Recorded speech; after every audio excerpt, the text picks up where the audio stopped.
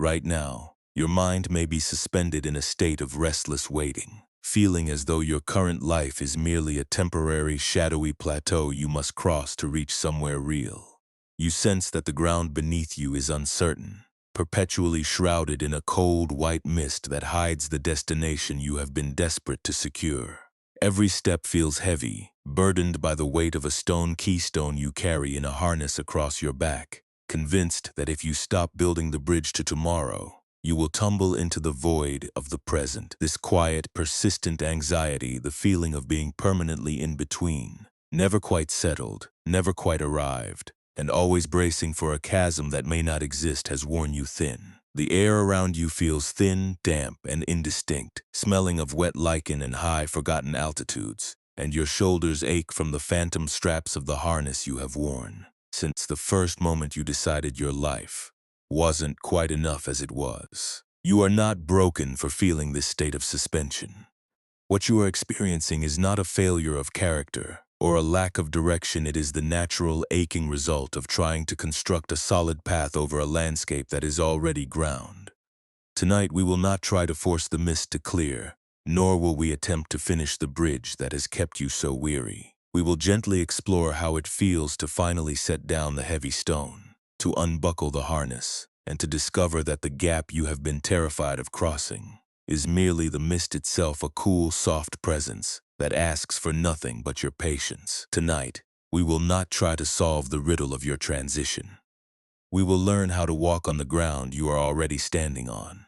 The paradox of the bridge builder is that the more you struggle to reach the other side, the more you convince yourself that the current side is a place of danger. You believe that your peace is waiting at the end of the construction. But the Buddhist insight is quite different. The chasm you are trying to bridge is not a void. It is a trick of your own impatience. You suffer not because you haven't arrived, but because you are running so fast toward a future version of yourself that you have forgotten how to stand still on the earth you were given. Peace is not found by finishing the bridge. Peace is found when you stop trying to cross your own life and start inhabiting it. Dear friend, if it feels right, take a slow, deep breath and let it out with a soft sigh. There is no need for you to be anything other than a person resting after a long, vertical climb. You do not have to solve your whole life tonight. The stones of your ambition can sit where they are, and the mist can swirl as it pleases. Nothing is required of you right now. There is no audience, no judge, and no architect monitoring your progress. You are safe enough to soften. You are safe enough to admit that you are tired of the bridge, tired of the harness, and tired of the race. Think of the harness you have been wearing, the straps digging into your collarbones, the rough, unyielding weight of the stone keystone pressing against your shoulder blades. Right now, in this quiet, dim room, there is no ridge to climb. You are not on a vertical ascent toward some elusive peak of fulfillment. You are lying on a surface that is solid, stable, and completely supportive. Imagine the buckle of that heavy harness clicking open. Feel the sudden, sharp release of pressure as the weight of the stone drops away, landing silently in the soft, thick moss of the ridge. Notice the way your shoulders immediately want to rise and drift, moving into the space that was previously denied to them by the tension of your project. You might feel a strange, disorienting lightness, a sensation that you are somehow floating because you are no longer anchored by the burden you convinced yourself was necessary. This is normal. When you have carried the need to arrive for so long, the absence of that weight can feel like a loss of identity. You may wonder, if I am not building, who am I? But let that question hang in the air for a moment, like the mist itself. You do not need to answer it. You do not need to assign a new label to this empty space. For tonight, it is enough to simply be the one who has stopped building. Maybe you have felt this way before, standing at the edge of what you thought was a great yawning gap, terrified that if you didn't invent a way to get across, you would be lost forever. You have checked your resources, you have measured the distance, and you have sacrificed your rest to find a solution to a problem that may have been created by your own fear. It is a lonely kind of labor, building a bridge in the dark, wondering if anyone else can see the chasm, or if they are all simply walking on the earth while you are balancing on a plank of your own invention. If it feels right, notice the temperature of the room. Is it cool, like the high mountain air, or warm and wrapped in the safety of your own shelter? Just breathe into that sensation, allowing the air to move through your lungs with no agenda. You are not a traveler in a hurry. You are a person who has finally stopped running. There is no schedule for this practice, and there is no destination that must be attained before morning. Everything you are worried about, the feeling of being behind, the fear that you haven't done enough, the phantom pressure to move forward, can be left in the mist for now. We are going to walk through the story of a builder who spent his life constructing a bridge that went nowhere. And we will see what happened when he finally stepped off the stone and into the cool, damp presence of the mountain itself. But for now, you don't even need to listen to the narrative. You don't need to analyze the metaphor or look for the wisdom. You only need to exist here in the quiet as your body becomes heavy, your breath becomes rhythm, and the urgency of your bridge begins to lose its grip on your heart. You are not a project. You are not a construction site. You are a living, breathing being who deserves the simple, profound grace of doing nothing at all. Notice the thoughts that try to pull you back to the harness, the "I should be doing something," or the "what if I get lost." Thoughts, do not try to fight them. Just acknowledge them as if they were stray wisps of fog passing through the air. You do not need to be annoyed with your mind. For being busy, it has been trained to be a builder for a long, long time. Just offer it the same kindness you would offer a child who is trying to stack blocks while they are exhausted. You can acknowledge the urge, and then you can gently let it subside, returning your attention to the feeling of your back against the bed, the feeling of the sheets against your skin, the feeling of being completely, utterly stationary. It is a radical act, this stopping. It is the beginning of everything. By choosing not to build, you are finally allowing yourself to stand on the only ground that is real. You are no longer suspended in the in-between. You are right here.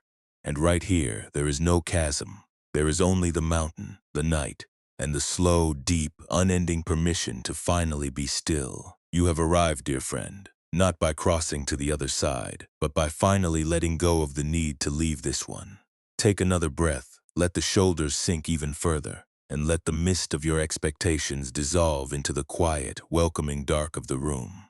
In a forgotten fold of a high, jagged mountain range, there sat a small settlement where the air was perpetually thick with swirling, white mist. It was a place where visibility was measured in inches, and the local inhabitants had long ago adapted to a life of caution, never venturing more than a few paces from their doorsteps without a rope tied to a sturdy post. Among them lived a man named Hideo, who was known as the finest builder in the region. Hideo suffered from a singular gnawing obsession.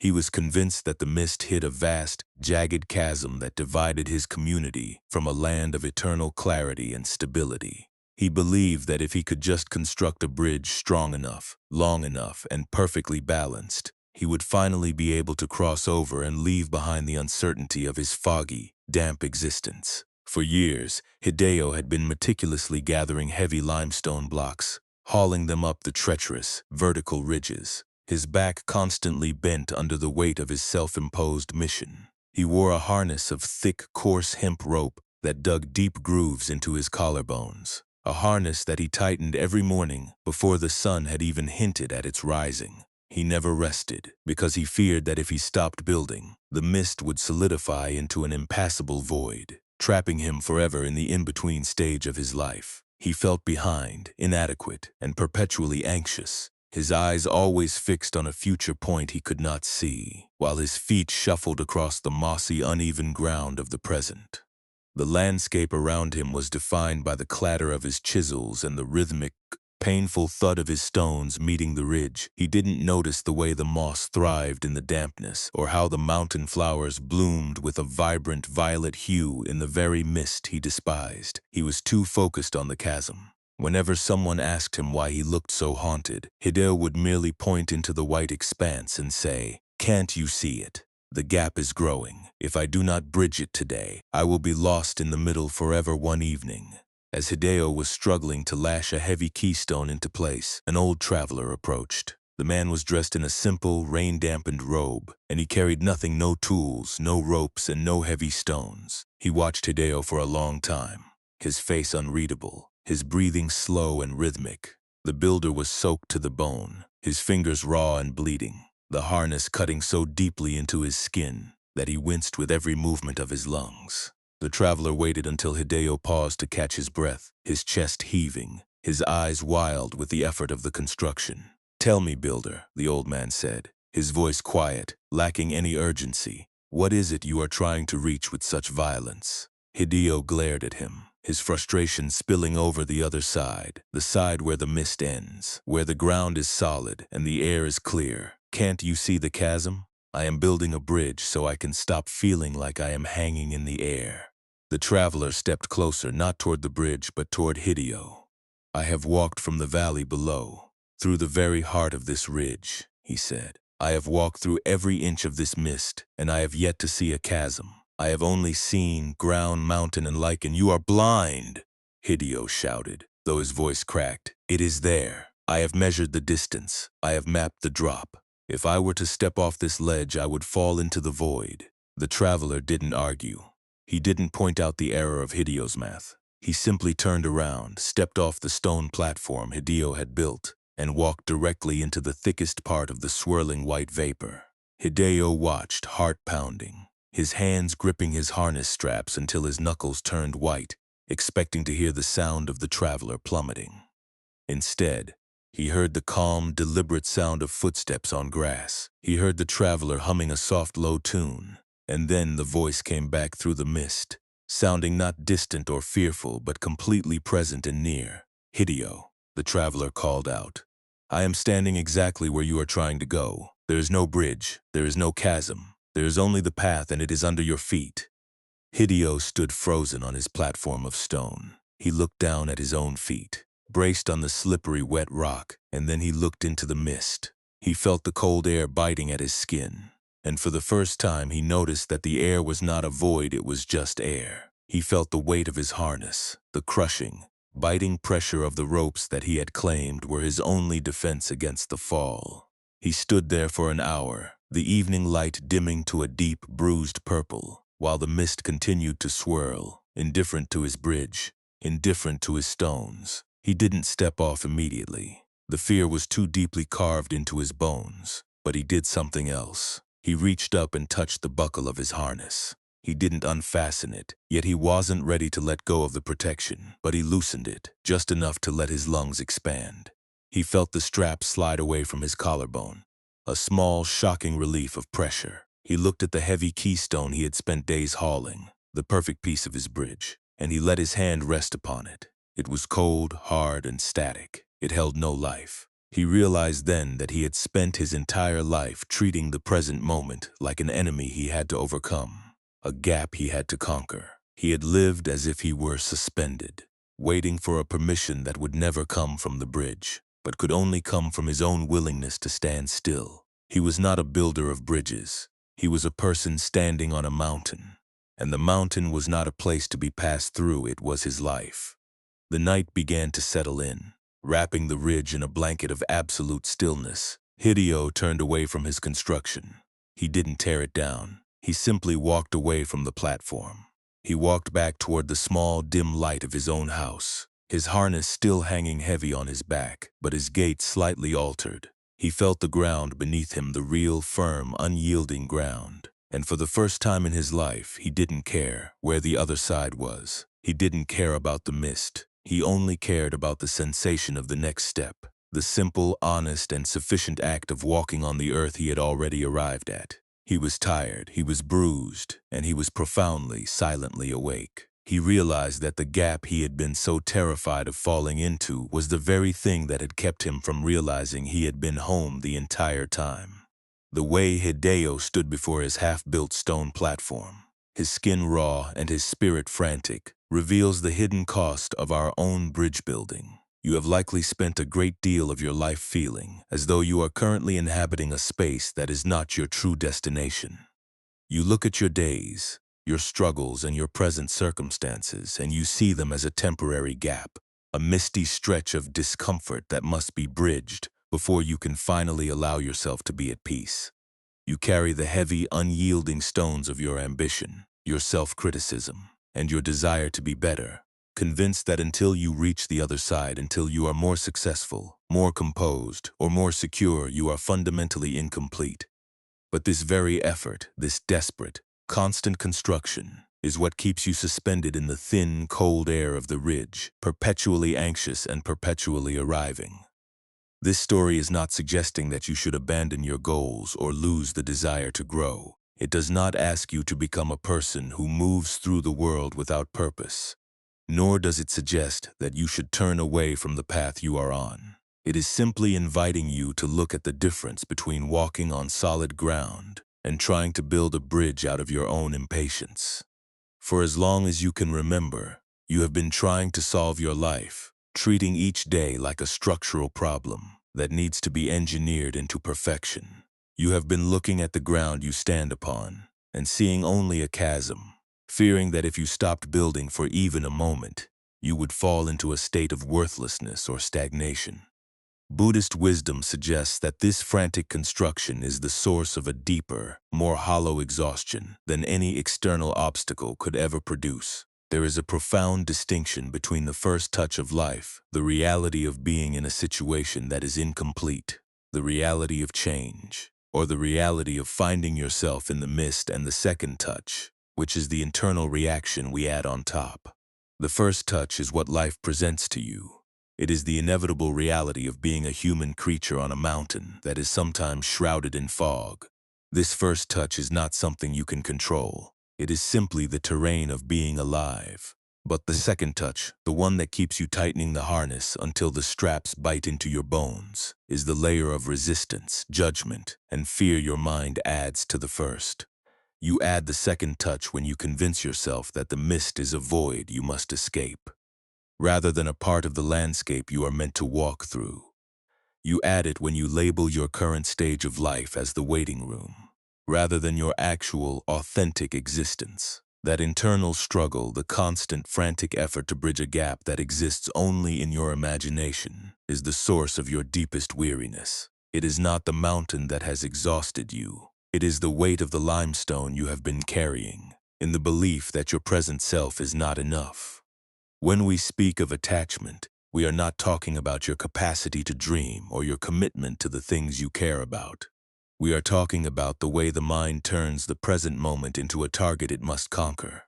You demand that life be clear, that your path be visible, and that you be free of any uncertainty. When you demand this, you are effectively trying to prevent yourself from ever truly standing on the earth. The more force you use to build your bridge, the more you suffer, because you are denying the truth that you are already on the only ground there is. You are living as if the life you want is somewhere else, forever just one more stone away, while the life you have is slipping through your fingers like the uncaught mist. Impermanence, the teaching that all things are shifting, is often misunderstood as a reason to be afraid. We see the mist swirling and we see the possibility of getting lost. But the insight of the traveler is that the mist is not a chasm, it is a presence. It is part of the mountain's own breath. The reality is that there is no other side where everything will finally be static and solved. There is only the continuous changing process of the climb. If you refuse to inhabit the mist, you are not saving yourself from danger. You are merely ensuring that you remain separate from the very terrain that is trying to hold you. You are choosing a permanent, exhausting suspension over the risk of being a person who is simply walking on the earth. Letting go is not an act of surrender to the void. It is the act of dropping the harness. It is the realization that the ground you are standing on is already firm enough to hold your weight. When you stop trying to build a bridge, you are not becoming less. You are finally becoming present. You are finally allowing your feet to touch the moss, to feel the texture of the soil, and to realize that you are already where you have been trying to reach. When you stop trying to cross your own life, you finally have the energy to inhabit it. You are no longer a traveler who is just passing through. You are an inhabitant of the ridge, and the view is finally, mercifully, yours.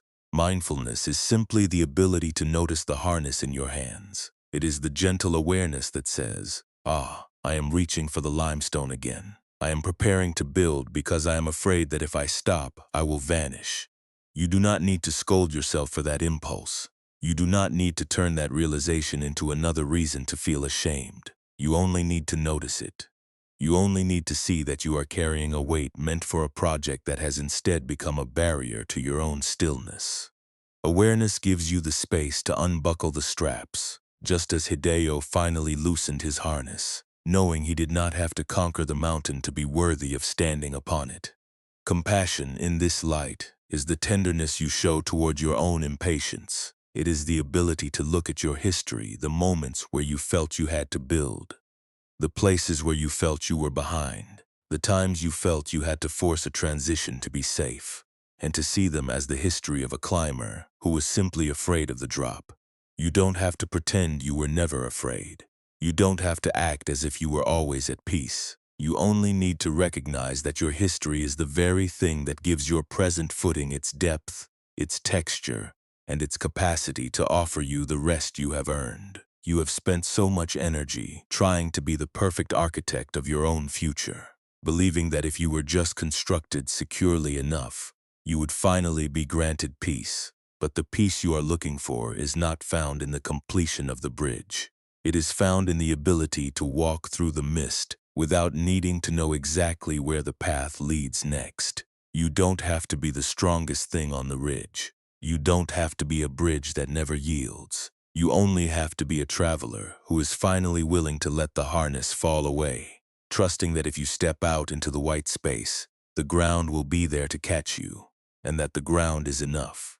Think of the silence that has filled your life, not the peaceful, restorative silence of deep rest, but the tense, guarded silence of a life being held back, waiting for an arrival that is always one more step away. You have been waiting for the mist to clear, waiting for the bridge to be finished, waiting for a permission that can only ever come from your own hand. You have been afraid that if you stood still, you would be lost, or worse, that you would realize the chasm was never there. But the emptiness you fear is actually the space where the path lives. It is the open expanse that gives your life its freedom. You are not a bridge that must be finished. You are a person who is already home. You don't need to finish the bridge tonight. You don't need to haul another stone or tighten another buckle. That is a task for the daylight, if it ever feels like a task you choose. But tonight the work is much smaller and much more profound. It is simply the task of allowing the harness to hang loose. It is the task of feeling the cool, quiet air against the shoulders you have held so rigid, knowing that you are safe in this state of letting go. You are not required to do anything. You are not required to be anything. You are simply a traveler, resting on the side of the ridge, existing without the need to reach the other side. Notice how the room feels as you contemplate this. The edges of your concern are softening, becoming less like sharp rock and more like the gentle, rolling movement of the mist. You have held your breath for so long, trying to keep the bridge stable, that you may have forgotten how good it feels to simply let the air move in and out of your body. You are not losing your identity by relaxing.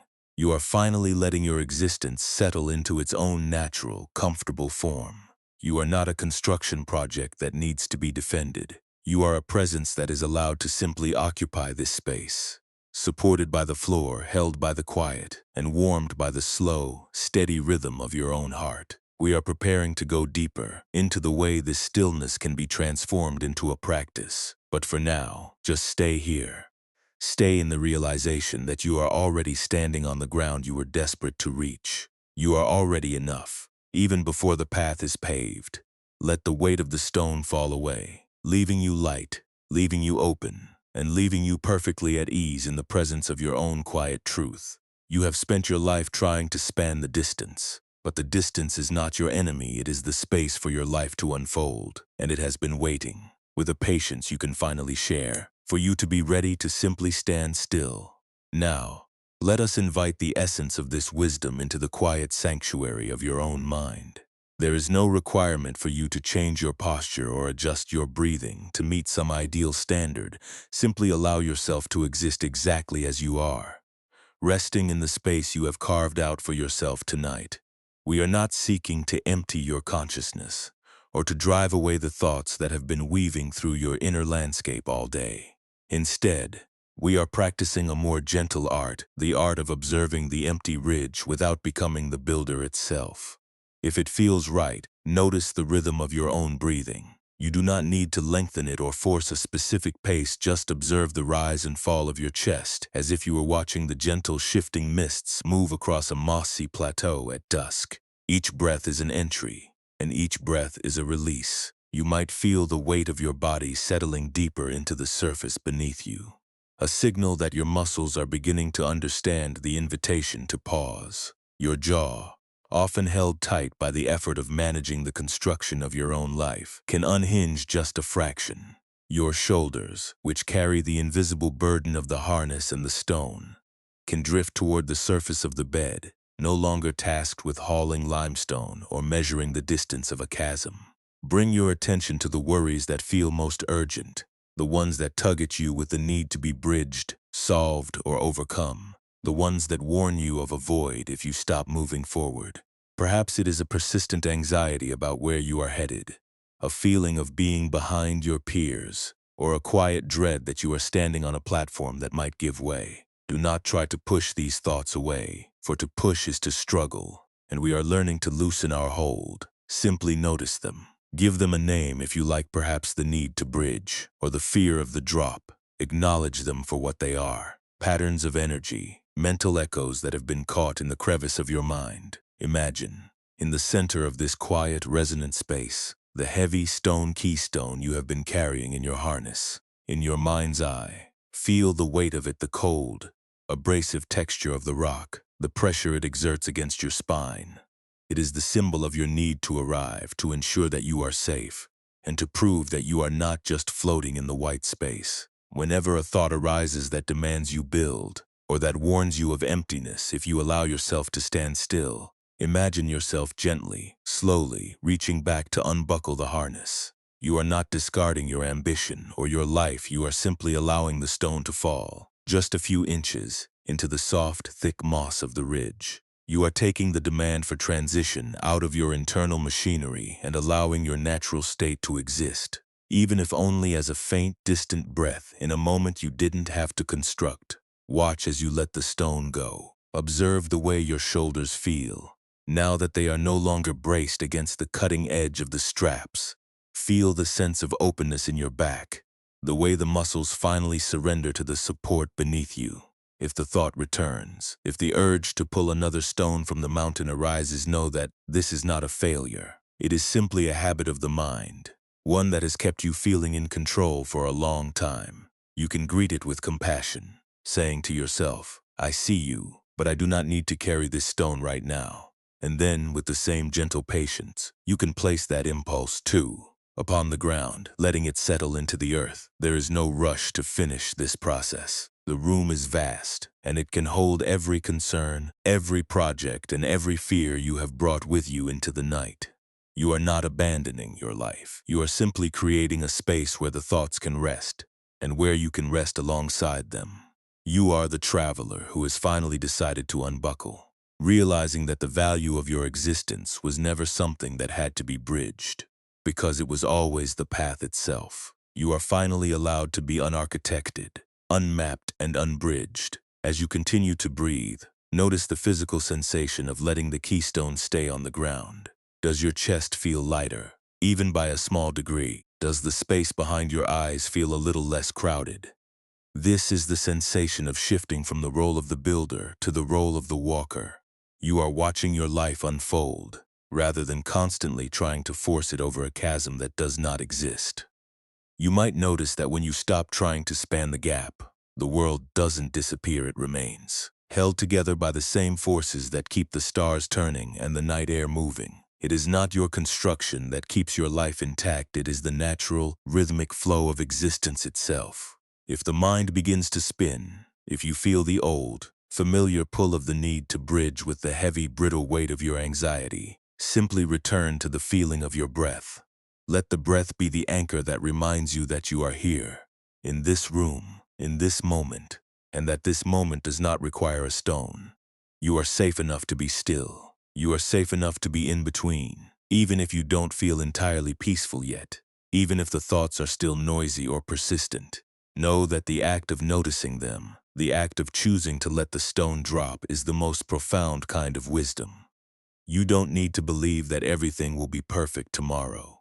You don't need to resolve the tension of your bridge. You only need to be present with the person who is resting right now. This is a practice of kindness toward yourself, a way of saying that you are worthy of existing even when you aren't sure what side you are on. Your value is not tied to the stability of your bridge or the reach of your ambition. It is inherent, quiet, and shifting, much like the changing light on the mountain slope at dusk. Stay here for a few more cycles of breath, feeling the air fill your lungs and then empty out, carrying away the residue of the day's frantic effort to stay moving. You are like the builder on the ridge, finally letting the tools of his struggle rest in the cool, silent air of the night. The work is done for now. The room is held in the hands of the evening. Everything is as it is, and for tonight that is enough. Feel your body becoming heavier, sinking into the support beneath you, trusting that the floor is strong enough to carry your weight, and that the night is soft enough to cradle your tired, striving heart. You are not losing your identity by letting go. You are finally finding the stillness that has been waiting for you all along. You are not a structure meant to run until you break. You are a person, and your rest is the most honest step you can take. Let the stones stay where they fell. Let the bridge remain unfinished. You are safe enough to simply be. But there was still a deeper, quieter truth to be found in the mist, and the old hermit who lived on the plateau was about to teach the student that the weight of the cloak he wore was not the weight of the world, but the weight of his own refusal to arrive. In the heart of that same mountain range, miles beyond the ridge where Hideo labored, there lived a student named Elara who had sought out an ancient hermit known only as the keeper of the empty cloak.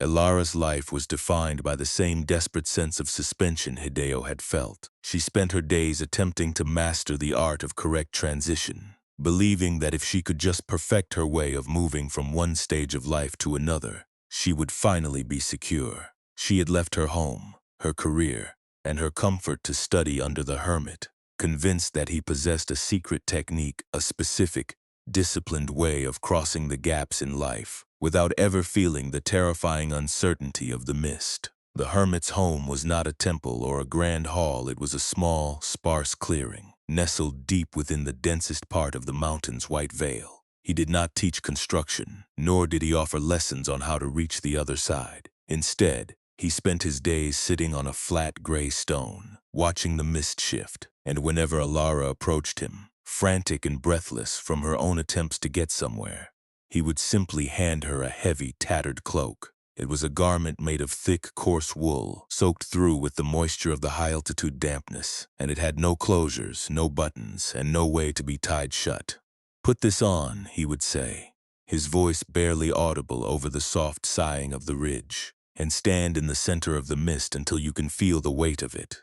Elara would put on the cloak, its fibers heavy against her skin, and she would stand there for hours, her mind screaming for progress. She wanted to know when the lesson would begin. She wanted to know how to build the bridge, how to cross the chasm, and how to reach the clarity she felt was her birthright.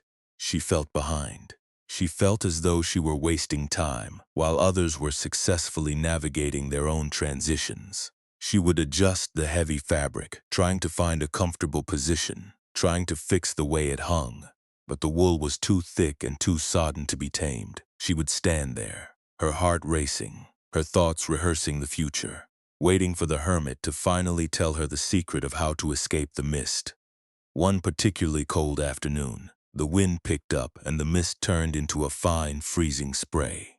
Elara was shivering. She was frustrated. She had been standing for 4 hours, and she felt like a failure. She had tried to breathe deeply. She had tried to notice her thoughts, but the feeling of being stuck was overwhelming.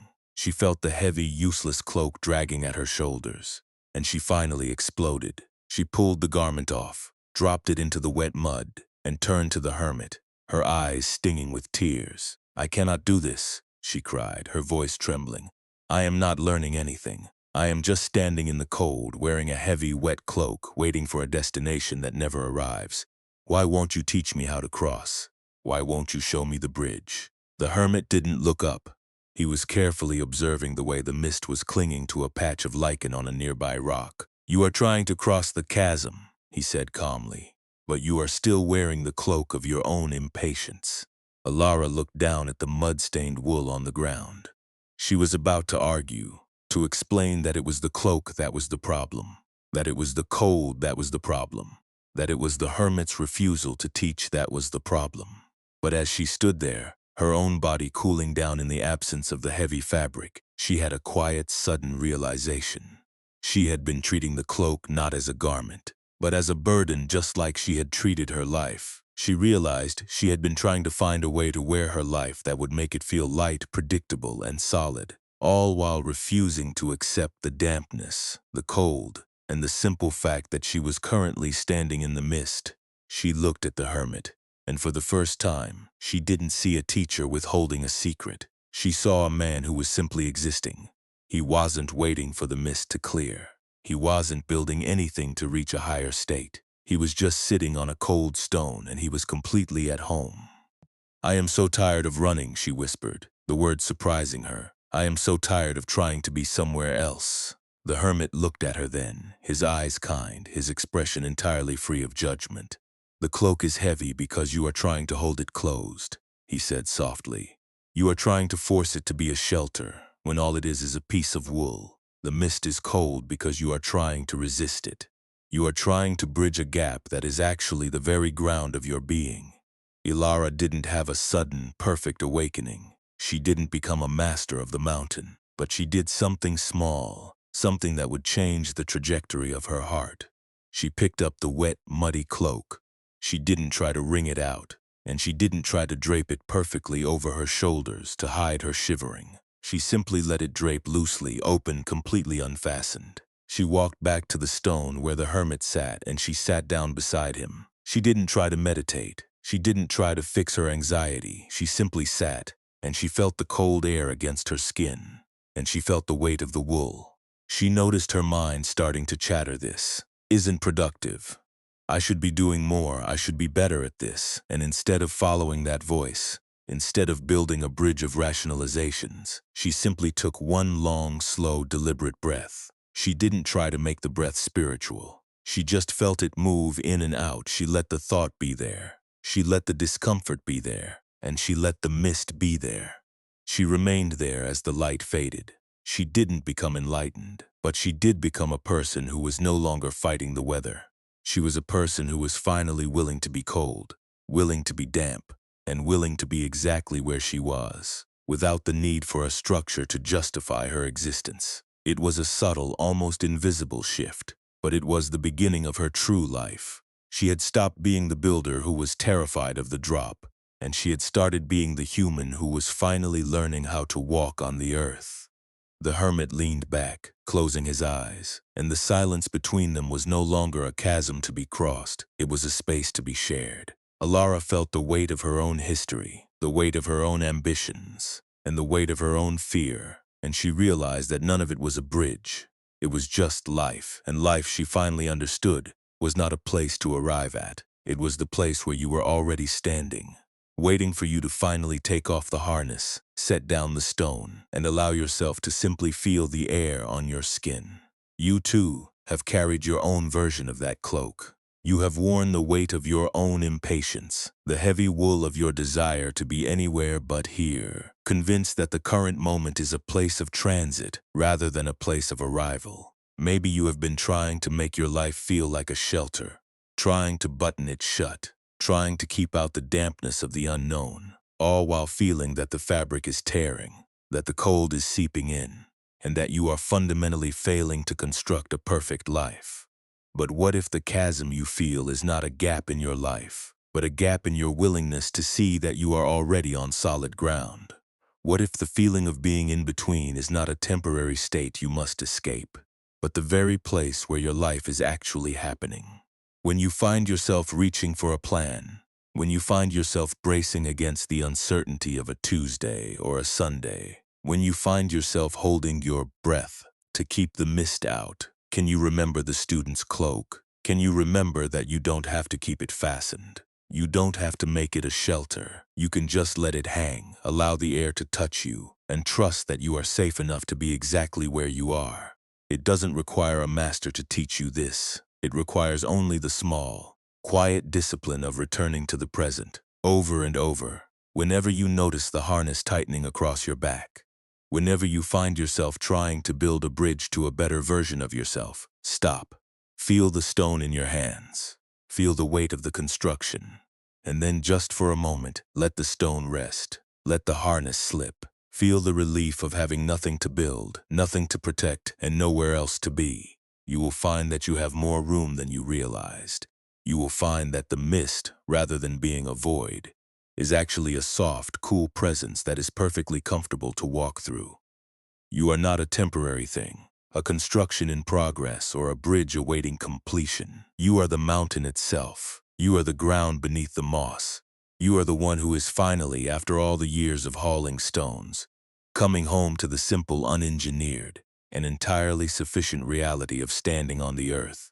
And as you prepare to settle into the night, let that weight drop. Let the harness fall away. You have reached the ridge, and you have reached it simply by stopping the climb.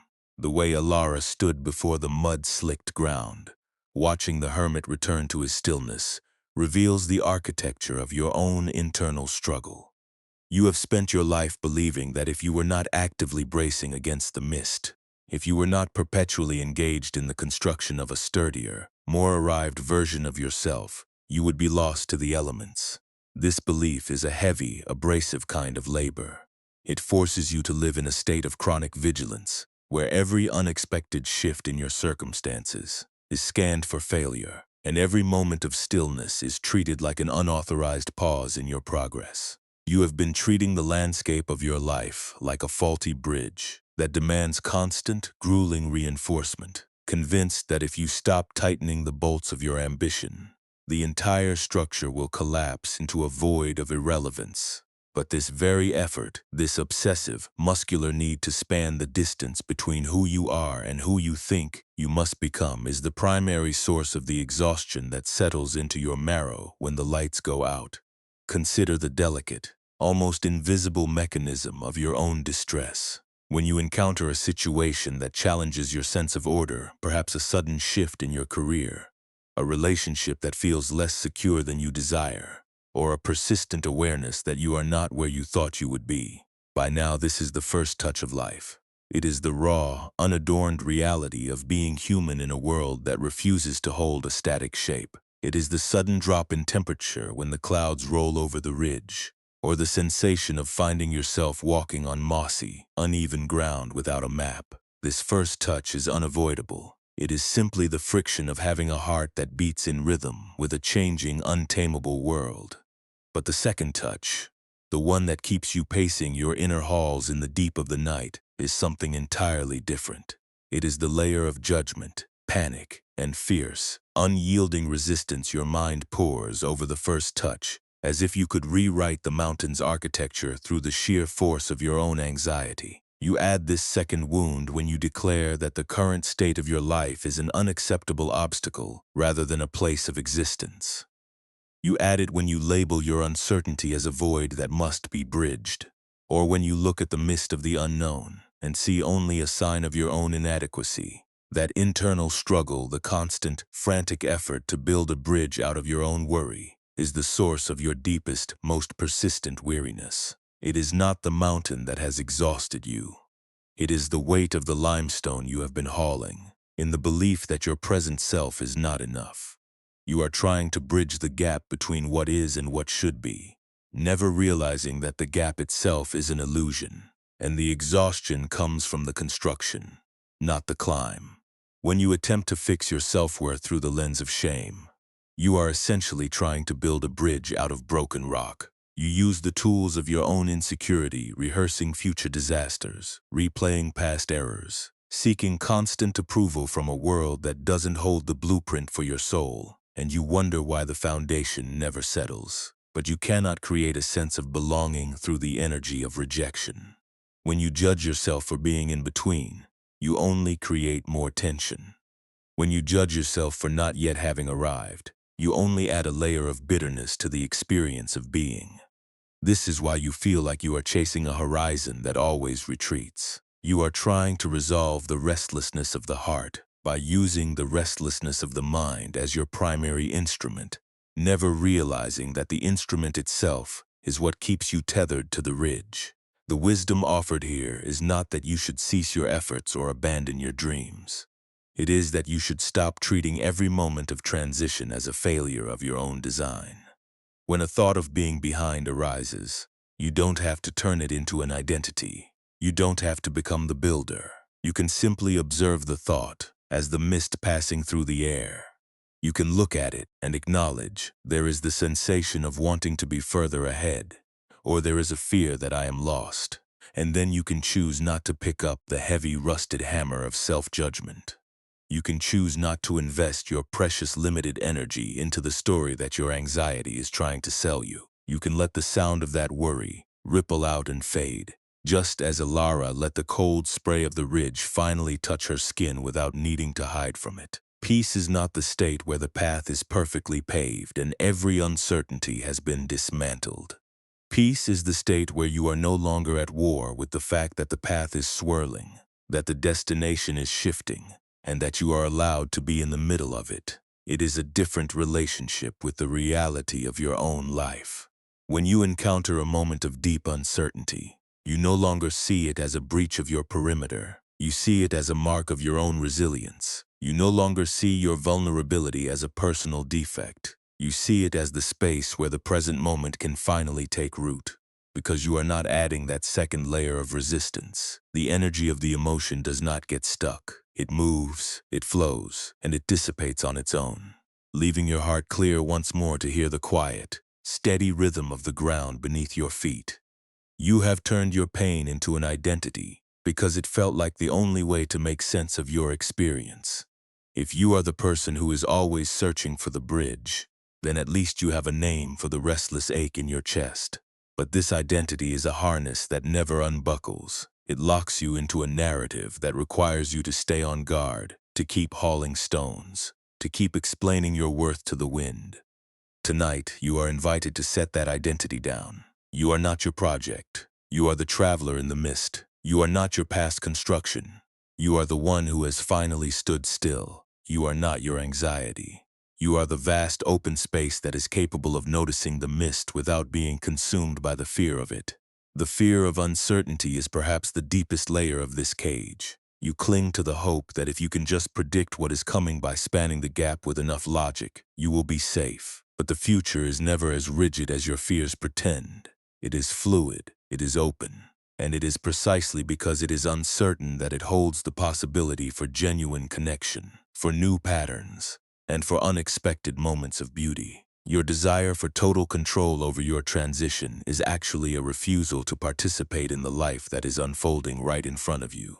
It is a refusal to let the mist touch your skin, and in that refusal, you are missing the very thing that makes the ridge a sanctuary. When you notice yourself rehearsing the future, gently ask yourself, am I trying to solve a problem that exists right now? Or am I trying to control a possibility that hasn't happened? Most often you will find that you are agonizing over a structure that exists only in your imagination. You are trying to bridge a chasm that was never there. By returning your attention to the simple, physical reality of your breath, or the feeling of your body against the bed, you are stepping out of the loop of expectation and back into the sanctuary of the present. You are allowed to be unfinished. You are allowed to be uncertain. You are allowed to be a person who is still learning how to walk in the mist. There is no requirement for you to be a finished, perfectly bounded monument by the time the sun rises. You are exactly where you need to be, which is in the middle of a process of transformation. The fact that you can recognize your own tendency to haul stones, the fact that you can witness the second touch as it begins to form. This is evidence of your awakening. Compassion is the bridge that takes you from the second wound back to yourself. It is the ability to look at the tired, constructing, and worried parts of you and offer them the same grace you would offer a traveler who has been carrying a stone for miles. You don't tell the traveler they are a failure for being exhausted. You help them set the stone down so they can finally rest their hands. You can do the same for yourself. You can place your hand on your heart and acknowledge this is difficult. I am tired of trying to defend my bridge, and it is okay to let the construction remain unfinished for tonight. This is not giving up. This is wisdom. This is the recognition that your strength was never found in the weight of the rock you could carry, but in the honesty of your open heart. As you lie here, feel the space around you. Notice how the room holds you, how the darkness does not ask anything of you, and how the silence is not a void but a container for your rest. You have spent your energy trying to construct a safety that can never exist in the way you imagined. The true safety is in the realization that you do not need to span the distance. The distance is held by the universe, by time, and by the natural, unfolding rhythm of the world itself. You are part of that whole, and you are finally, mercifully, invited to simply rest as a participant rather than an architect. You can stop fixing. You can stop building. You can finally just be. You can let the stones stay where they are, and you can let yourself drift into the quiet, welcoming dark. The discipline of setting down the harness, of realizing that the path you have been trying to bridge is already solid, ground beneath your feet, is not a practice reserved for the high, mist-shrouded ridges where the mountain builder labored. It is a vital, breathing art that belongs to the rush and the noise of your ordinary modern days. You may notice that the urge to reach for a new stone to bridge a social interaction, to fix a perceived mistake in your timeline, or to construct a defensive wall around your future so that you can feel secure arises most acutely in the small, seemingly mundane moments of your life. It appears when the screen of your phone glows in the dark while you wait for a validation that feels like a verdict on your worth. Or when you lie awake at night, the silence of your room magnifying every awkward phrase from the day, compelling you to bridge it again, as if by replaying the sequence you could somehow turn a stumble into a graceful stride. In these instances, you are not failing to be awake or aware. You are simply encountering the rugged, steep, and shadowed terrain of your own existence.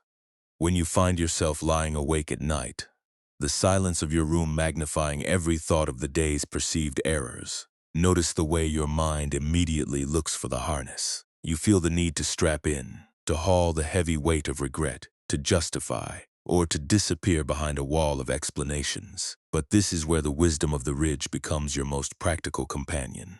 You do not have to craft a new bridge. You do not have to resolve the tension or force a state of calm. You can simply be the traveler who has decided to step away from the edge.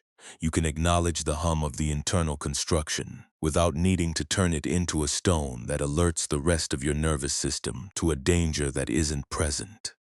Peace is practiced in these small, unglamorous moments of restraint. The next time you find yourself about to react from a place of insecurity, pause. Take one single breath before your fingers touch the screen or your voice fills the air. Let that breath be the space between the impulse and the action. In that tiny, fleeting pause, you are practicing the liberation of the moment. You are choosing not to act from a place of fear. You are deciding that your worth is not dependent on the speed of your transition, but on the grace with which you inhabit your own unbridged reality. This is not weakness. It is a profound and sturdy strength. It is the wisdom of someone who knows that their identity is not a product of external construction, but a natural, inherent quality of their own being. Consider the times you feel you must smile while your heart feels heavy. The times you perform strength, because you are terrified that the cracks in your bridge might be visible. We are taught that to be together is to be seamless and perfectly maintained, with every life stage bridged and every uncertainty kept in its place. But look at the river-washed stones, or the way the valley changes its hue as the sun crosses the horizon. They do not hide their history, they inhabit it.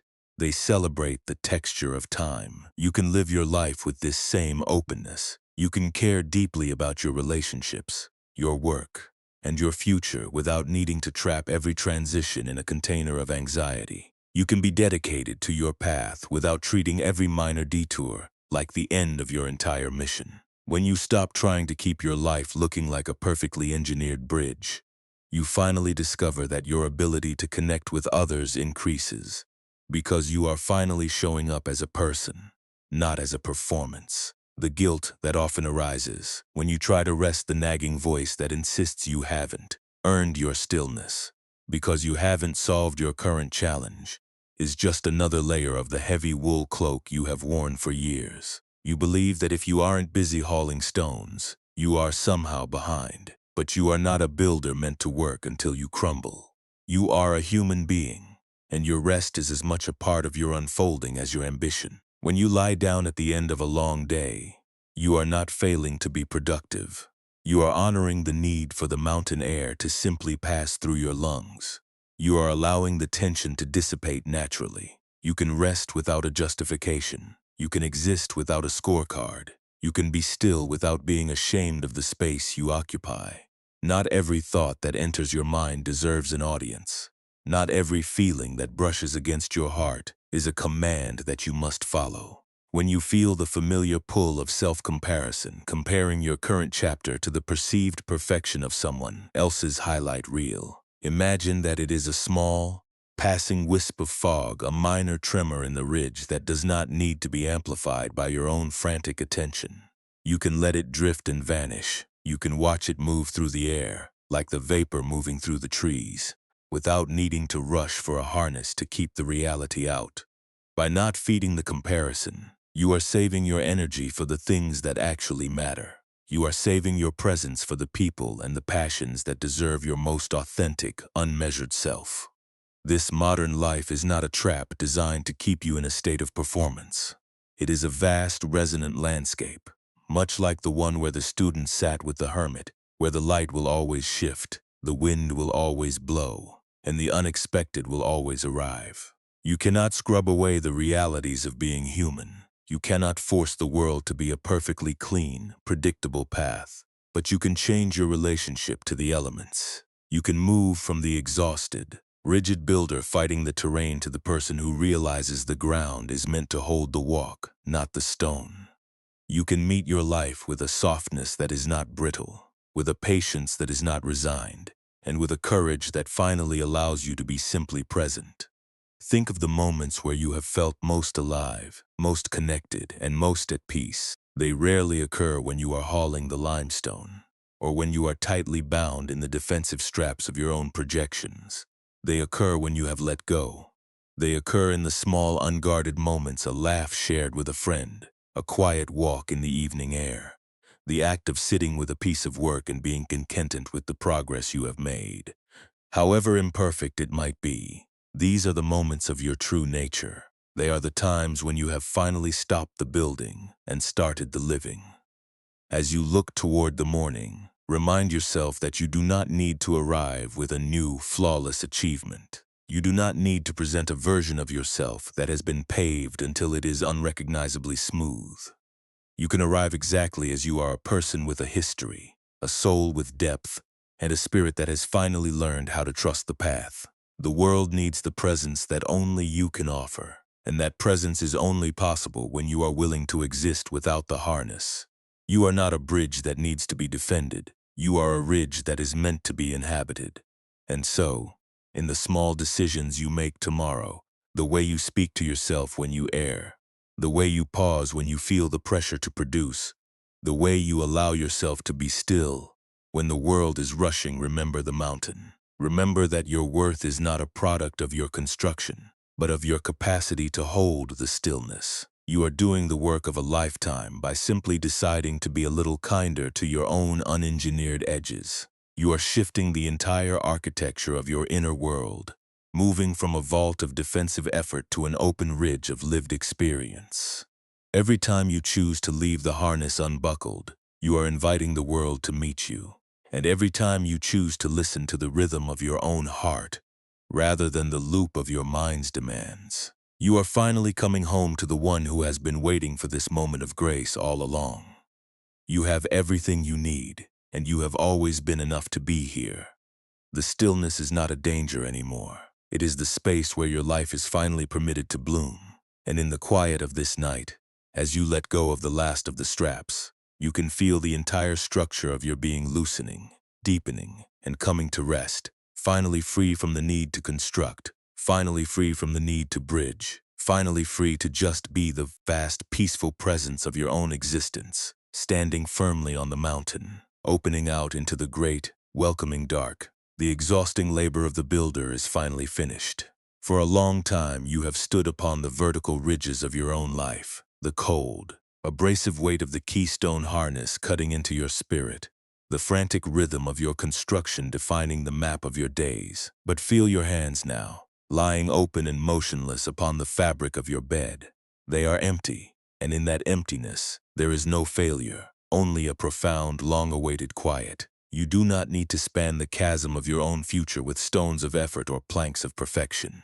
You have finally unbuckled the harness, letting the heavy keystone slip from your shoulders into the soft, thick moss of the ridge, and the sound it made, that dull, final thud, has been swallowed by the vast, open stillness of the mountain air. The mist around you is deepening, cooling, and settling into the hollows of your body like a blanket of silver-white light. It is no longer a void that hides a dangerous drop, but a presence that asks for nothing but your patience.